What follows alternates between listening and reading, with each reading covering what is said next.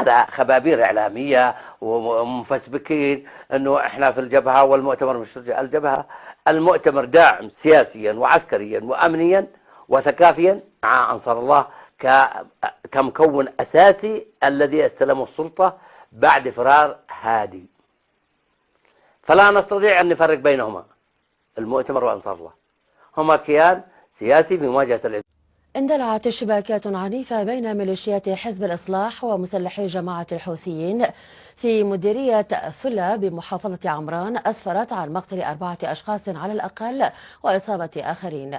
مصادر محلية أوضحت أن المسلحين الحوثيين فجروا معهدا تابعا لجماعة الإخوان المسلمين في منطقة ثلة، وأن المسلحين الحوثيين سيطروا على منطقة قاع المنقب وعدد من المناطق في مديرية همدان، وأن وساطة قبلية تبذل جهودا لنزع فتيل التوتر بين الجانبين.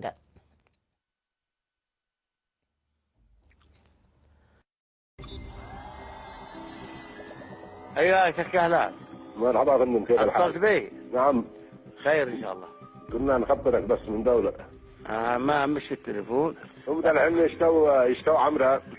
تفضلوا ذاك اصحابكم معي يرتبوا لهم. القشيدي يشتوا القشيدي هذا. يا رجل الكلب هذاك الكلب هذاك عندي كم اغنيه باسمه لايوب طارق، كان يقول باسمه صبر صبر ايوب. صبر ايوب. قال له هذاك المصري قال له يا كلب العرب تقول صبر صبر ايوب يا كلب العرب. هذا كشك. اي كشك صح، وهذا هو كلب العرب. يعني هذا رجل وسخ.